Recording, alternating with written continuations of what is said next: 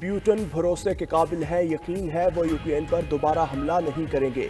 अमरीकी सदर Donald Trump की बरतानवी वज़ीर आज़म केयर स्टार्मर से मुलाकात के बाद मुश्तरका प्रेस कॉन्फ्रेंस। कहा, यूक्रेन में तवील और मुद्दती अमन के लिए कामयाब मुआहिदा करने जा रहे हैं। यूक्रेन जंग बंदी मुआहिदे सब के मुफाद में है।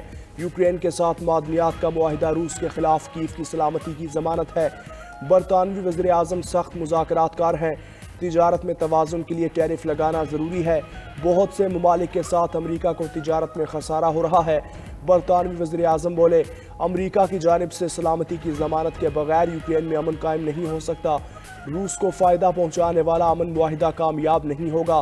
बरतानवी वज़ीर आज़म ने ट्रंप को बादशाह चार्ल्स का ख़त पेश किया। ट्रंप ने शाह चार्ल्स की दौरे की दावत कबूल कर ली। अबू धाबी के वली अहद शेख खालिद बिन मोहम्मद बिन जैद अल नाहयान का दौरा पाकिस्तान। सदर ममलकत और वज़ीर आज़म ने मुअज़्ज़िज़ मेहमान का इस्तकबाल किया। वज़रा, आला हुकाम और कारोबारी शख्सियात का वफ्द भी वली अहद के साथ आया। शेख खालिद बिन मोहम्मद और वज़ीर आज़म शहबाज शरीफ की मुलाकात। तारीखी ताल्लुकात को मज़ीद मजबूत बनाने के अज़म का इयादा।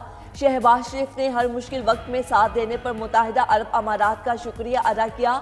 वफूद की सतह पर भी बातचीत। बैंकिंग, कारकुनी, रेलवे समेत मुख्तलिफ शोबों में मुफाहमती यादाश्तों और मुआहिदों पर दस्तखत। तकरीब में army chief general Asim Munir की भी शिरकत। वज़ीर आज़म हाउस आमद पर शेख खालिद बिन मोहम्मद का पुरतपाक इस्तकबाल। गार्ड ऑफ ऑनर पेश। मुअज़्ज़िज़ मेहमान की ऐवान सदर भी आमद। सदर जरदारी, बिलावल भुट्टो और आसिफा भुट्टो ने इस्तकबाल किया। सदर ममलकत ने अबू धाबी के वली अहद को निशान पाकिस्तान से भी नवाजा। शेख खालिद बिन मोहम्मद मुख्तसर दौरा मुकम्मल करके वापस रवाना। वज़ीर आज़म ने अलविदा किया। विफाकी काबीना में तोसी 24 से जायद नए अरकान की शमूलियत। 12 नए वुज़रा, 9 वुज़राए ममलकत ने हल्फ उठा लिया। 3 मुशीर और 4 मुआविन खुसूसी भी शामिल। ऐवान सदर में सदर ममलकत आसिफ अली जरदारी ने हल्फ लिया। नए विफाकी वुज़रा में हनीफ अब्बासी, मोइन वटू, मुस्तफ़ा कमाल, सरदार यूसुफ और औरंगजेब खिच्ची शामिल। अली परवेज़ मलिक, राना मुबशिर, रज़ा हयात हिराज, तारिक फजल चौधरी, शीज़ा फातिमा, जुनेद अनवार और खालिद मक्सी भी विफाकी वज़ीर बन गए। बैरिस्टर अकील मलिक रशीद, खेलदास तलाल चौधरी ने वुज़राए ममलकत का हल्फ उठाया। अब्दुर्रहमान काजू, बिलाल कियानी, मुख्तार भरत, ओन चौधरी और वजीहा कमर भी वुज़राए ममलकत में शामिल। 3 मुतवक्के वुज़राए ममलकत तकरीब हल्फ बरदारी में नहीं पहुँच सके। नून लीग के अरमगान संजानी और शिजरा मनसब शामिल। मोहम्मद अली, सैयद तौकीर शाह और परवेज़ खटक बतौर मुशीर काबीना का हिस्सा बने। मुआविनीन खुसूसी में हारून अख्तर भी शामिल। सुप्रीम कोर्ट में जजिस तकर्रुरी के लिए कायम जुडिशल कमीशन का इजलास आज होगा। लाहौर हाई कोर्ट में एडिशनल जजिस की तैनाती के लिए 8 सेशन जजिस के नामों पर गौर किया जाएगा। राजा गजनफर अली खान, कैसर नज़ीर बट, अकमल खान, तनवीर अहमद शेख के नाम ज़ेर गौर आएंगे। जजीला असलम, तारिक महमूद बाजवा, शाहिदा सईद, अकबर गुल खान के नामों पर भी गौर का इम्कान। जब भी मुल्क तरक्की की राह पर गामजन हुआ, बहरानों में धकेला गया।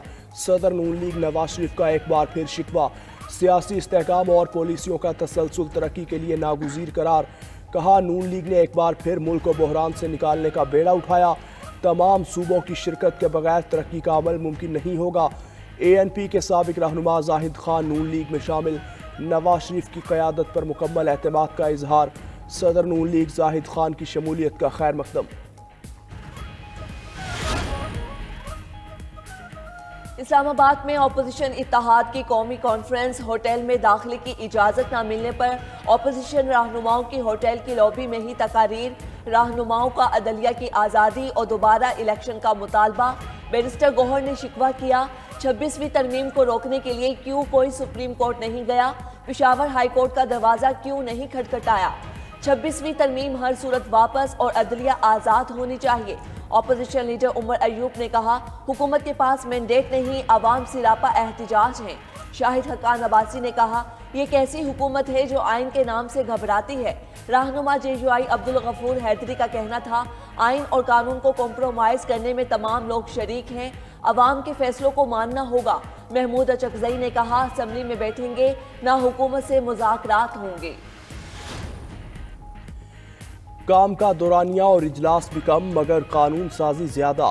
बिल डॉट ने 16वीं कौमी असम्बली के पहले साल की कारकर्दगी रिपोर्ट जारी कर दी। रिपोर्ट के मुताबिक मौजूदा असम्बली ने पहले साल 212 घंटे काम किया और 93 इजलास हुए। गुज़श्ता असम्बली ने पहले पार्लिमानी साल 297 घंटे काम किया और 96 इजलास हुए। मौजूदा असम्बली में अहम कानून साजी में इजाफा देखने में मिला। 26वीं आइनी तरमीम भी मंजूर हुई।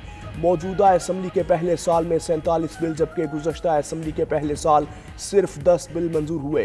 अरकान की हाजिरी भी औसतन 66% कम रही। वफाकी वजीर खजाना मोहम्मद औरंगजेब से जेफरीज इन्वेस्टर्स की मुलाकात, पाकिस्तान की मुआशी सूरत हाल, सरमायाकारी की माहौल, इक्तिसादी इस्लाहात पर तबादला ख्याल। वजीर खजाना मोहम्मद औरंगजेब ने कहा, हुकूमत सरमायाकारी के फरोग के लिए फ़ाल हिकमत अमली अपना रही है। वजीर खजाना ने वफ्द को टैक्स इस्लाहात से भी आगाह किया। गैर मुल्की सरमायाकारों के लिए सहूलतकारी के हुकूमती अज़म का इयादा। वफ्द की वजीर खजाना को मई 2025 में लंदन में पाकिस्तानी इन्वेस्टर्स डे में शिरकत की दावत। वज़ीर आला मरियम नवाज ने पंजाब में 5 साला ट्रांसपोर्ट प्रोग्राम की मंजूरी दे दी। सूबे में जदीद तरीन ऑटोमेटेड रैपिड ट्रांसपोर्ट सिस्टम मुतारिफ करवाने का फैसला।